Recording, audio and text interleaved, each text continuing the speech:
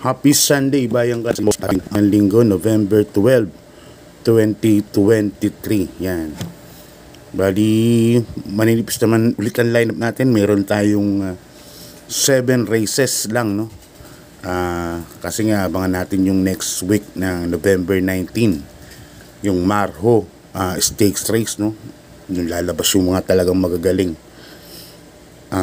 Doon ipapakita actually, nagpe-prepare talaga yung karamihan para dyan sa event na yan.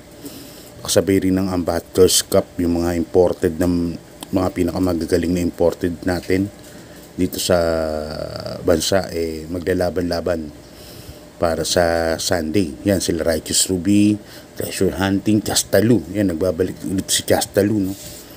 Yung tumatalo kay Righteous Ruby. So magandang laban. Civics class nandun din. In the zone, yan, nakaraan nag-barrier, maganda naman yung pinakita. So 6 sila, namutang ko lang isa. So asahan nyo sa November 19, may bus na libre, no, sa Tayuman. Kaya sana na-save nyo yung number ni Ma'am Carol para makapag-register kayo at makapag-reserve ng sa linggo na gaganapin sa November 19. Siguradong jump pack po yan. At saka gagawin din po yung Christmas party ng friend sa pamumuno ni Sir Dennis Gonzales, saka sila Sir Kuya Joey, no? Sir Joey Reyes. Yan, magkikita na naman kami mga magkakaibigan natin. Yan ang una kong grupo na sinalihan nun, ang friend. Kaya yan, see you sa Sunday. Okay, start tayo. Race number 1, Bayang Karerista. Tayo, no? Umpisa na nga lang kagad ng winner take all, start ng karer natin. Pero siyempre pag Sunday 2 o'clock. Yan, 1,400 meters lahat ang karera.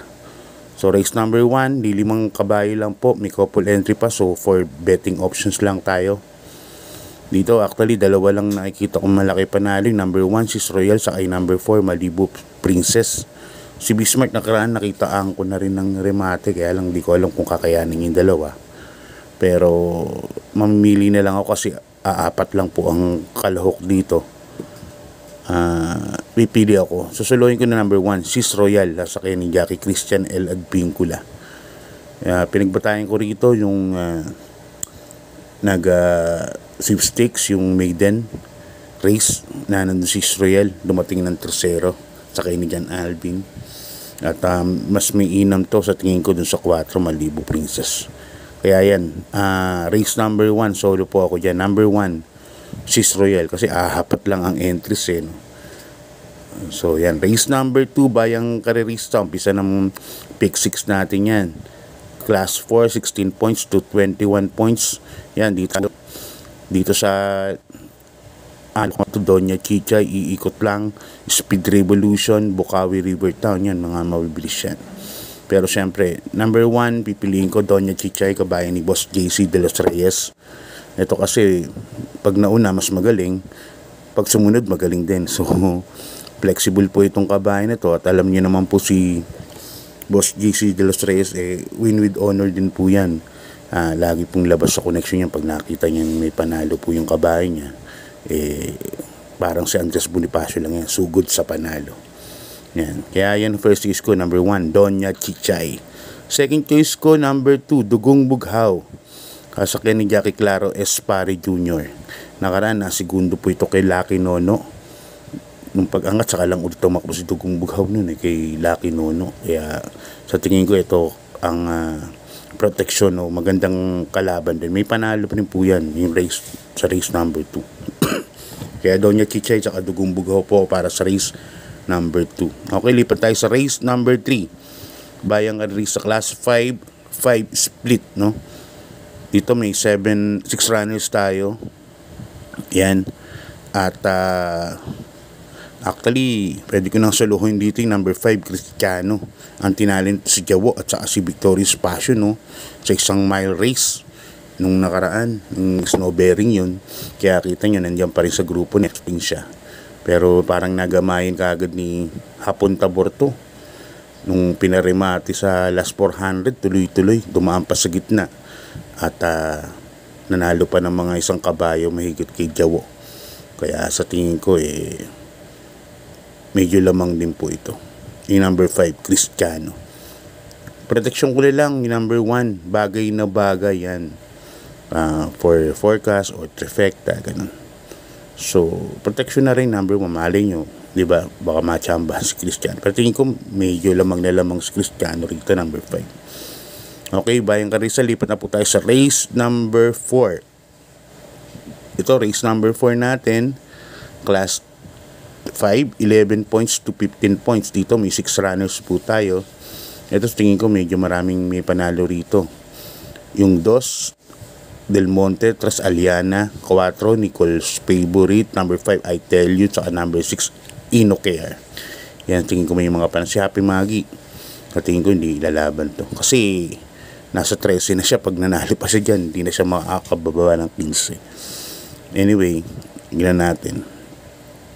First case ko, number 5, I Tell You, galing sa bakasyon sa ni Jackie Lester F. De Jesus. Alam niyo naman, kabisado ni Lester tong kabayo na to. At bugal-bugal din puro mati tong kabayo na to. Si I Tell You, 1,400 meters, kukunti lang sila. So, hindi masyado mata-traffic. Napakagaling nitong Rumimati, itong kabayo na to. Second choice ko na rin yung number 3, Dihado, medyo Dihado. Number 3, Aliana, sa ni Jackie Berjo Mergalieta. Yan, sa tingin ko baka ito na magdala ng marche si Aliana. Kaya 5-3 ako para sa race number 4. Lipat na po tayo sa race number 5. Yun, class 5, another 5 points, split group na naman. Dito may 6 runners po tayo. Yan. Solo ko na po ito. Kabayo ni Boss Ed Gonzales. Number 6, Gis Bruley. Sakay ni JB Guerra. Nakaraan kasi parang pinilit ni BJ Guerra to na mauna dun sa Edmandera, nakakalaban nila. Kaya yun, naabangan sila ni Mustang Sally. Kaya nagparimat si Mustang Sally. Inaabot siya. So ngayon wala akong nakikitang pwede kasi sunod to si Gis Bruley. Dati dirimati to So tingin ko lamang na lamang maganda numero. At siguro maglalas 400 lang si BJ rito, At yun, tingin ko lamang na lamang 1 for the day sa akin to. Number 6, Gis Bruley. Ngayon, kung pipili ako ng pamorkas, siyempre yung 5 na rin, top of the mark. Okay, lipat tayo sa race number 6. Yan. Penultimate race natin. Dito may 8 runners tayo. Another class 4, 22 points to 27 points. Sa lineup na to, parang lamang yung 7, basket of gold. Excuse me. Para mapapabor po sa kanya yung laban kasi nandito si Real Equity sa si Prince IC na mabibilis, Baka magkaroon ng early battle. Si basketball of gold, sunod po yung kabayo na yan. At tingin ko kung lalaban ng connections, tingin ko malaki panalo. Number 7, basket of gold, sasakay ni Kevin B. Abobo. Pero ako lalagyan ako ng protection dito.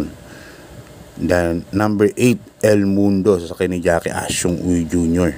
Ngayon baka bumalik na yung confidence ulit ni Asyong, nakapagpanalo na kagabi kay Hanglus. Yun, malay nyo kasi ganun ng hinete, pag nakapagpanalo tumataas ang kumpiyansa niyan at gumagaling lalo diskarte. So El Mundo, maganda numero 8. Tsaka syempre laging laban yan, laging nasa in the money ang kabayo na yan. Alay nyo makachamba. Kaya dito gadalawa ako. Number 7, basket of gold. Number 8, El Mundo. Okay, Bayang Karisa, lipat na tayo sa race number 8. Race number 7. 7 races lang wala tayo. 7 run. Excuse me.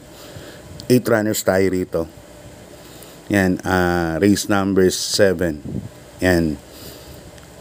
Dito pili ko yung number 3, 7 of Danos, Jackie King Flores na sakay.